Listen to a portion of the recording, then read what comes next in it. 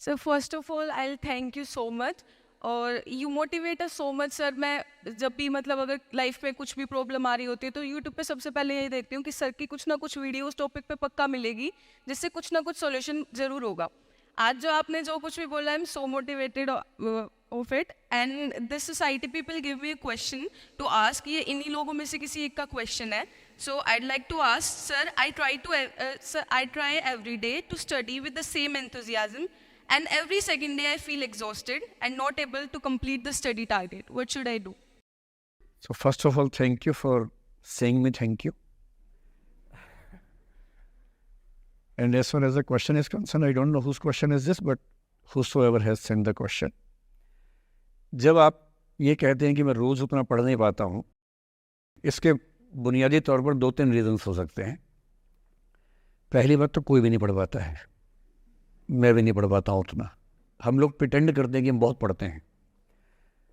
ईमानदारी की बात है कि मैं आज तक कभी भी 1 घंटे से ज़्यादा एक साथ नहीं पढ़ पाया हूँ, और मैंने ठीक ठाक पढ़ाई की है वैसे, है ना, आप भरोसा कर सकती हैं इस बात पे।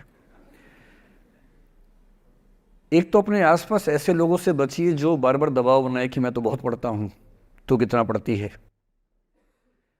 आप कितने घंटे का टारगेट लेके चल रहे हैं, एक प्रॉब्लम ये भी हो सकती है। आपकी उम्र में कॉलेज के अलावा अगर आप 3-4 घंटे पढ़ लेते हैं तो पर्याप्त है। कॉलेज के 3 साल सिर्फ पढ़ाई के लिए नहीं है, पढ़ाई से ज़्यादा सीखने के साल हैं, मंच पे आने के साल हैं। दोस्तों के साथ फिल्म देखिए, दोस्तों के साथ आउटिंग पे जाइए, रेस्टोरेंट में बैठ के खूब बकवास कीजिए उनके साथ। उसमें जो सीखेंगे वो केवल पढ़ाई से नहीं सीखेंगे। तो दिन में 3-4 घंटे बहुत होते हैं। और बाकी मैं एडवाइस करता हूँ बच्चों को कि बहुत सारी एक्टिविटीज़, जिसमें से एक एक्टिविटी चाय की दुकान पे दोस्तों के साथ बैठना, 1 घंटे बात करना भी शामिल है। पर्सनैलिटी ग्रूमिंग के लिए बहुत ज़रूरी है। फिर आप लोगों की उम्र में इमोशंस थोड़े उठापटक होती रहती है।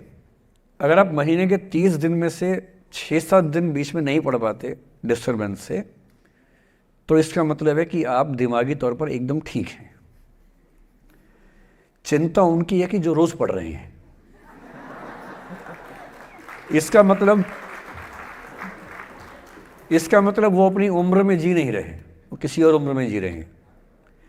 तो ठीक है, कभी कभी डिस्टर्बेंस आएगी, उसको एंजॉय कीजिए। डिस्टर्बेंस बस सुंदर प्यारी होनी चाहिए, इतना ध्यान रखिए, है ना। जिसकी वजह से नींद उड़ी हुई है वो अच्छा होना चाहिए, बाकी तो ठीक है। नमस्ते sir, thank you sir for this session sir. I extend my gratitude sir. It was an honour to listen you sir.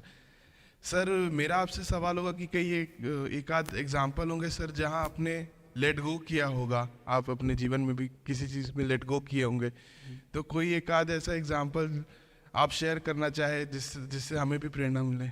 मैं बताता हूँ आपको। जो मैंने कहा कि 7-8 साल पहले मैं थोड़ा एंग्जाइटी का शिकार हुआ। कई कारण थे, पर उसमें 2-4 लोग ऐसे थे जिन्होंने मेरा जीना मुश्किल कर दिया था उस समय। मतलब उन्होंने कर दिया, मैंने करवा भी लिया। अब तो मैं करवाता ही नहीं, तब मैंने करवा लिया था। अजीब किस्म के लोग पीछे पड़ के रात दिन 24 घंटे तनाव देते रहना बिना किसी बात के, कोई वजह भी नहीं थी ऐसी। मैं बड़ा परेशान रहा। फिर बाद में परिस्थितियां बदल गई, मैं ठीक हो गया, मेरी स्थितियां ज़्यादा बेहतर हो गई। तो उन दिनों मैंने एक रहीम का दोहा पढ़ा, वो मेरे जीवन का उसूल बन गया। उसके बाद से 1-2 बार मेरे मन में आया कि मैं भी दुश्मनी कर लूं और दिखा दूं, और मेरे पास ताकत उनसे ज़्यादा थी उस समय भी, आज भी है। पर अगर मैं किसी के उकसाने पे उसके जैसा हो गया तो जीता तो वही। जब मैं ही नहीं रहा तो फिर तो कोई और लड़ रहा है, मैं रहा ही नहीं, वो जीत जाएगा। मेरी असली कश्मकश ये थी कि बिना उसके जैसा हुए इस चीज़ से बाहर निकलना है। ये कुछ वैसे कि आप सड़क पे जा रहे हैं, कीचड़ में सूअर लोटा हुआ है, उछल उछल लौट रहा है, आपके सफ़ेद कमीज पे छींटा पड़ गया। अब 2 ऑप्शंस हैं, या तो हिसाब बराबर करने के लिए उतर जाइए, उसको आप कैसे गंदा करोगे, वो तो पहले ही मस्त है उसी गंदगी में, उसका तो स्वभाव है। आपका एक छींटा है, आप पूरी कमीज गंदी कर लेंगे वहाँ जाके। तो सबसे अच्छा क्या है, वहाँ से निकल जाना, लेट गो कर देना। तो मैंने रहीम का एक दोहा अपना सार बना लिया। रहीमन ओछे नरन सो बैर भली ना प्रीति। रहीमन ओछे किस्म के लोगों से ना बैर अच्छा है ना प्यार अच्छा है। काटे चाटे श्वान के दुह भांति विपरीति। कुत्ता काटे तो दिक्कत, कुत्ता चाटे तो दिक्कत। तो मेरा उसूल क्या है, इस तरह के लोगों से ना दोस्ती ना दुश्मनी, ना दिल में ग्रजेस रखने हैं कि हिसाब बराबर कर दूंगा, हरा दूंगा, रखना ही नहीं। और मेरी अब ठीक ठाक दोस्ती तो क्या होगी, मतलब जब हम मिलते हैं बड़े प्यार से मिलते हैं, मुझे दिक्कत है ही नहीं, नाराज़गी भी नहीं है। मुझे लगता है कि वो अपना धर्म निभा रहा था, मैं अपना निभा रहा हूँ। और अगर मैं दुश्मनी पाल लेता, अपना बीपी बढ़ाता, डायबिटीज़ करवा लेता, मैंने पाला ही नहीं, ना मैं पालता हूँ। और भी ऐसे कई इंस्टांसेस हैं जहाँ दुश्मनी करने का पूरा स्कोप था, पर मैं दुश्मनी करता नहीं, मुझे शौक ही नहीं दुश्मनी करने का। मेरा दुनिया में एक भी दुश्मन नहीं है, मतलब मैं कईयों का हूँ, मेरा एक भी नहीं है। जो मुझे अपना दुश्मन मानते हैं वो मेरे दुश्मन नहीं, मेरे लिए वो परिचित हैं, जो मित्र हो सकते थे या हो सकते हैं। फिलहाल मित्र नहीं है, लेकिन दुश्मनी नहीं है। और अगर दुश्मनी कभी हो भी जाए ना, ये ध्यान रखना है कि बाद में दोस्ती हो सकती है। बशीर बद्र ने कहा है, दुश्मनी जमकर करो लेकिन ये गुंजाइश रहे, गर कभी हम दोस्त हो जाएं तो शर्मिंदा ना हो। ये मैं ध्यान रखता हूँ हमेशा। नमस्कार सर। नमस्कार सर, मेरा नाम रश्मि श्रीवास्तव है और मैं यहाँ हिंदी ऑनर्स द्वितीय वर्ष की छात्रा हूँ। सर, सबसे पहले तो मैं आपको बहुत बहुत धन्यवाद देना चाहूँगी सर। आपसे मिलकर बहुत अच्छा लग रहा है मुझे और ये मेरे लिए बहुत बड़ी सौभाग्य की बात है। सर, मेरा प्रश्न है आपसे कि सर, मेरे साथ ऐसा हुआ कि मैं बचपन से बहुत अच्छी स्टूडेंट रही और सर मेरी ज़िंदगी में ऐसा एक वक्त आया जब मुझे 2 बार असफलता का सामना करना पड़ा और सर तीसरी बार मैं सफल हुई, परंतु सर आज भी वो डर मेरे मन से नहीं जा रहा है। अभी भी मैं उसको फेस नहीं कर पा रही हूँ कि मैं कैसे फेल हो गई। और सर कभी ऐसा होता है कि मैं सो रही हूँ और रात में मुझे वो डर लगता है कि आगे मैं नहीं कर पाऊँगी। मुझे ऐसा लगता है कि आगे अगर मैं कुछ अच्छा करना चाह रही हूँ तो मुझे उस असफलता का डर रहता है कि जो मैंने फेस किया है, और सर मैं उससे उभर नहीं पा रही हूँ। मतलब मेरे ख्याल से ये असफलता आपसे ज़्यादा आपके माहौल की, आपके पेरेंट्स, आपके टीचर्स की है कि उन्होंने आपको, मतलब कुछ बच्चे अपने आप से इतनी उम्मीद पाल लेते हैं कि फेलियर झेल नहीं पाते। आप वैसे बच्चों में हैं। जो आपने कहा ना कि मैं शुरू से बहुत अच्छी स्टूडेंट रही हूँ, ये दुर्भाग्य की बात है, ये अच्छी बात नहीं है। मैं नहीं चाहता कि बच्चे अच्छे स्टूडेंट बने। अच्छे स्टूडेंट का मतलब जो बहुत पढ़ाकू किस्म के होते हैं, सीधे स्कूल से घर, घर से स्कूल, घर में घुसते ही होमवर्क करना शुरू किया, वैसे बच्चे ज़िंदगी में बड़े परेशान रहते हैं। बच्चों को होना चाहिए छटा हुआ टाइप का, शरारती, बदमाश, मतलब काम भी करें स्कूल का, लेकिन बेसिकली आपको स्मार्ट होना है, कॉन्फिडेंट होना है। पढ़ाकू होने से ज़िंदगी बहुत अच्छी नहीं चलती है। ज़िंदगी के लिए ना व्यक्तित्व चाहिए। हुआ क्या आपके साथ, आपको बता दिया गया कि अच्छा बच्चा वो है जो पढ़ता है, होमवर्क करता है, आपने वो सब किया। तारीफ़ें आपकी इतनी हुई होंगी कि बेटा तुम तो कुछ भी कर दोगी, आपको भरोसा हो गया कि मैं कुछ भी कर दूंगी। लेकिन ऐसी ऐसी तारीफ़ें हर गांव, हर मोहल्ले में कई बच्चों की हो रही थी। जब उन सब में कंपटीशन हुआ तो कुछ सफल हुए, बहुत सफल नहीं हो पाए। तो जो सफल नहीं हो पाए उनको बहुत बेचैनी हुई। आपका सौभाग्य है कि अब तीसरी बार में सफल हो गई।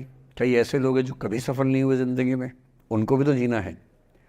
तो मैं एक ही बात कहूँगा, अपने आप से उम्मीदें कम कर लीजिए। और ये आसान नहीं होता है। इसका तरीका ये है कि 1-2 ऐसे अच्छे दोस्त जो अच्छे भी हैं, दोस्त भी हैं और बहुत उम्मीदें ना रखते हैं, ना आपको रखने देंगे अपने आप से। डायरी लिखने से लेकर कुछ अच्छे उपन्यास पढ़ना, अच्छी फिल्में देखना, जो आपको सहज होना सिखाएं, न कि महान होना सिखाएं। महानता से बड़ा कोई रोग नहीं है, इस चक्कर में नहीं पड़ना है। सामान्य होना है। असली जद्दोजहद सामान्य होने की है, महान होने की नहीं है। सहज होना है। तो अपने आप से क्या कहना, रोज़ कहना है, कोशिश पूरी करूँगी, सफलता मिल गई तो बढ़िया, नहीं तो क्यों डरे, ज़िंदगी में क्या होगा, कुछ ना होगा तो तजुर्बा होगा, और भाड़ में जाए सीधी सी रात। नमस्ते सर। सर मेरा क्वेश्चन थोड़ा सा इनसे अलग है। सर जैसा आपने कहा कि लेट गो करना चाहिए, लेकिन क्या करना चाहिए? लेट गो हाँ, करना चाहिए। हमने भी ये चीज़ सुनी है कि जिसके नसीब में जो लिखा होता है एक दिन उसे वो मिलता ही है, तो उसके लिए हमें परिश्रम करना चाहिए। तो सर एक इनके बीच में क्या एक थिन लाइन नहीं है कि हमने सोचा जैसे 71st डे पर मुझे ऐसा लग रहा है कि अब मुझसे और नहीं होगा, अब मैं नहीं करूँगी, माना कि वो गिव अप भी कहा जाता है, लेकिन अगर मेरे नसीब में है कि नहीं यार कल ये तुझसे हो जाएगा, अगर मैं कोई भी टास्क कर रही हूँ कल ये कंप्लीट होगा, लेकिन मैं सोचूँ नहीं मेरे से ये प्रेशर नहीं हो रहा, I should let go this, I should start some other thing. तो क्या ये मुझे लेट गो करना कभी रिग्रेट नहीं कर सकते क्या लाइफ में, यार एक दिन और ट्राई कर लेते तो शायद मिल ही जाता? देखिए, जो नसीब का मामला है मेरे ख्याल से आपकी उम्र में नसीब को नहीं मानना चाहिए। दुनिया में किसी को नहीं पता कि नसीब है या नहीं, और है तो कितना है। सब तुक्का लगा रहे हैं, मैं भी तुक्का लगा रहा हूँ, ठीक। जो हार जाता है ना उसको तसल्ली देना बहुत ज़रूरी है, वरना वो जी नहीं पाएगा। और पराजित व्यक्ति को तसल्ली देने के लिए सबसे अच्छा शब्द है नसीब, भाग्य, नियति, बहुत ज़रूरी है। और इसलिए एक उम्र के बाद गीता का सार पढ़ना बहुत ज़रूरी है। समझना पड़ता है कि सब कुछ हमारे हाथ में नहीं होता है, सच में नहीं होता है, पर इसका मतलब ये भी नहीं है कि सब कुछ किसी और के हाथ में होता है। अगर ऐसा होता तो बिना मेहनत करने वाले आईएएस बन जाते या कुछ भी बन जाते। ये हो सकता है कि आईएएस बनने के एग्ज़ाम में 10 ने मेहनत की, उनमें से 8 का हुआ, 2 का नहीं हुआ, पर यह नहीं हो सकता कि एक आदमी ने मेहनत नहीं की तो उसका आईएएस हो गया। बिना मेहनत के तो नसीब भी नहीं मिलने वाला है। इसलिए ये मान लीजिए कि कुछ ना कुछ चीज़ें हमारे कंट्रोल में नहीं हैं, लेकिन जितना कंट्रोल में है उस पर पूरी ताकत लगाएंगे, पूरा डिसिप्लिन रखेंगे, तो हम अपनी किस्मत सबसे अच्छी लिख पाएंगे। सबसे अच्छी मतलब बाकियों से नहीं, मेरी जितनी अच्छी हो सकती है उतनी अच्छी लिख पाएंगे। और इसलिए अगर आपको लगे कि मैं नहीं कर पाऊंगी कोई काम, तो उसको गिव अप ही कहते हैं। लेट गो का मतलब तब होता है जब आप मन भर चुका है, अब उसकी ज़रूरत महसूस नहीं हो रही। जैसे आईएएस बनने की कोशिश कर रहे हैं, नहीं बन पाए, तैयारी छोड़ दी, गिव अप है। बन गए, नौकरी की, मज़ा नहीं आया, छोड़ दिया, ये लेट गो है। लेट गो करने के लिए पहले हासिल करना पड़ता है, या हासिल होने से पहले उस मनोभूमि पर पहुंचना पड़ता है जहां हासिल होने का सुख आपने महसूस कर लिया और उसमें मज़ा नहीं आया, ठीक ही है, औसत है, तब छोड़ दिया। इसलिए आपकी उम्र को शोभा नहीं देता कि हम नसीब की बात करें, ये शोभा देता है मेरी उम्र को। तो 30-40 के बाद नसीब, भाग्य, नियति चलेगा। फिलहाल कर्म पे भरोसा कीजिए, मेहनत, डिसिप्लिन, और मोटिवेशन से ज़्यादा महत्वपूर्ण है डिसिप्लिन, ध्यान रखिएगा। मोटिवेशन का ग्राफ ऐसा होता है, फिर ऐसे नीचे आता है धीरे धीरे, डिसिप्लिन ऐसे रहता है। और डिसिप्लिन वाला व्यक्ति हमेशा मोटिवेशन वाले व्यक्ति से ज़्यादा सफल होगा, ये मान के चलिए। सबसे अच्छा क्या है? Motivation with discipline. तो कोशिश कीजिए कि नसीब पे ना छोड़िए, अपने भरोसे कीजिए। All the best.